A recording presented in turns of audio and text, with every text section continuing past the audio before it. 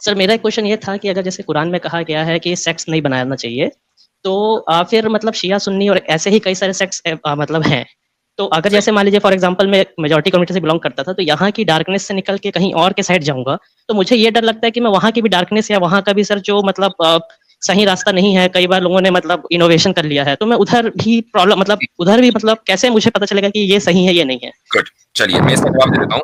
اس کی دو جواب. پہلا، اسلام نے، قرآن نے جی فرقہ واریت سے منع کیا ہے، ولا تفرقوا، کہ الگ الگ گٹوں میں، الگ الگ گروپوں میں مت بٹو. تو لیکن پھر بھی کچھ بھی مسلمان آپ دیکھتے ہیں کہ کسی نہ کسی فرقے سے وابستہ ہو جاتے ہیں. تو اس کا مطلب یہ نہیں ہے کہ فرقہ بنانا ٹھیک ہو گیا. فرقہ بنانا ابھی بھی غلط ہے. اس کی وجہ یہ ہے کہ قرآن نے تو یہ بھی حکم دیا ہے نا، نماز پڑھو، بہت سے مسلمان نہیں پڑھتے. قرآن نے حکم دیا شراب مت پیو، بہت سے مسلمان پی لیتے ہیں. قرآن نے کہا جوا مت کھیلو، بہت سے مسلمان کھیل لیتے ہیں.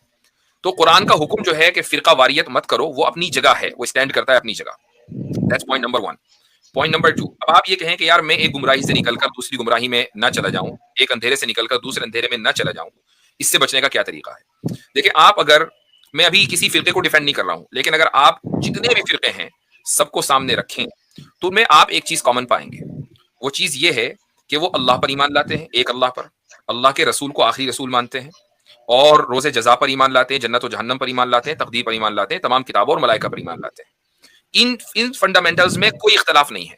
ایسا نہیں ہے کہ ایک فرقہ تو کہہ رہا ہے کہ اللہ ایک نہیں دو ہیں، دوسرا کہہ رہا ہے تین ہے، اور ایک کہہ رہا ہے کہ نہیں ایک ہی ہے. ایسا کوئی اختلاف نہیں ہے. یہ اختلاف بھی موجود نہیں ہے کہ ایک فرقہ تو کہہ رہا ہے کہ محمد صلی اللہ علیہ وسلم رسول ہے، اور دوسرا کہہ رہا ہے کہ رسول نہیں ہے بلکہ خدا ہے. والعیاذ باللہ.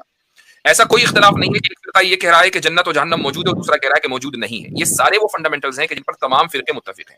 ٹھیک ہے.